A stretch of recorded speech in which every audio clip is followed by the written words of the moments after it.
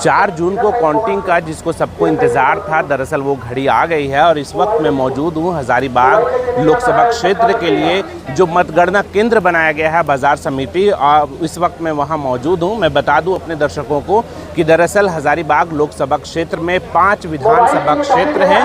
5 विधानसभा क्षेत्र में बड़कागांव, मांडू, रामगढ़, बरही और सदर आते हैं।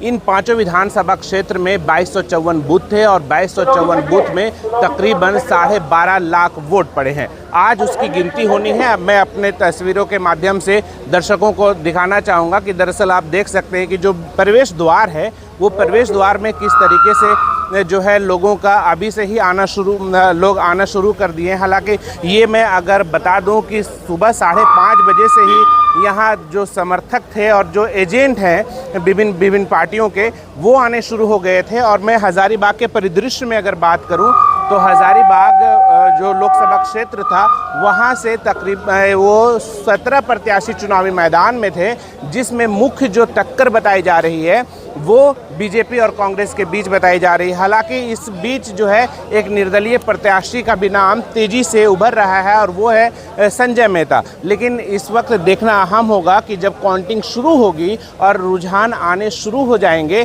तब रुख किस ओर करवट लेती है। मैं अपने दर्शकों को बता दूं कि दरअसल जो सबसे अधिक बूथ है वो मांडू विधानसभा क्षेत्र में आता है और उस सबसे जो कम बूथ है वो बरही विधानसभा क्षेत्र में आता है। मांडू विधानसभा क्षेत्र में 510 बूथों में वोटिंग की गई थी और बरही विधानसभा जो क्षेत्र है वहाँ पर 400 बूथों पर वोटिंग की गई थी। और यहाँ पर 2 ऐसे बूथ थे जहाँ पर वोट का बहिष्कार भी किया गया था और वो बूथ नंबर 183 और 184 था, जो कटकम दाग के अंतर्गत आता है। तो कुल मिलाकर के हम कहें कि 2254 बूथों पर जो वोटिंग हुई थी उसमें 2252 बूथों पर ही वोटिंग हुई। 2 बूथ पर वोटिंग नहीं हो पाई थी।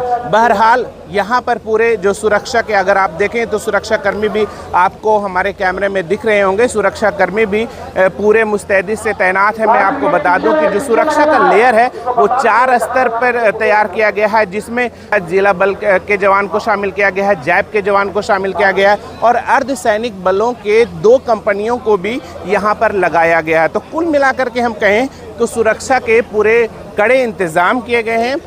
अगर मैं रुझानों की बात करूं तो जैसे ही काउंटिंग शुरू हो जाएगी उसके बाद जो है वो रुझान 1 से 1.5 घंटे में आने शुरू हो जाएंगे। मैं अपने दर्शकों को बता दूं कि अगर हज़ारीबाग लोकसभा क्षेत्र में बात करूं तो हज़ारीबाग लोकसभा क्षेत्र से जो पोस्टल बैलेट से वोट पड़े हैं उसकी संख्या 14,500 बताई जा रही है।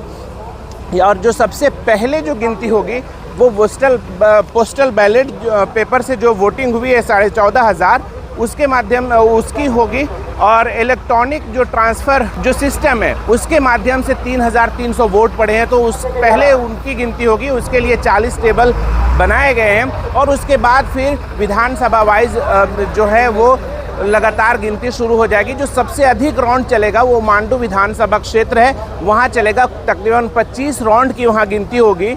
और इस तरीके से कम से कम 20 राउंड और अधिक से अधिक 25 राउंड की गिनती होगी। तो ऐसा माना जा रहा है फाइनल जो रिजल्ट है वो आने में देर शाम भी हो सकती है। अपने सहयोगी वीडियो जर्नलिस्ट के साथ शमीम अहमद, इंडिया सुपरफास्ट, हज़ारीबाग।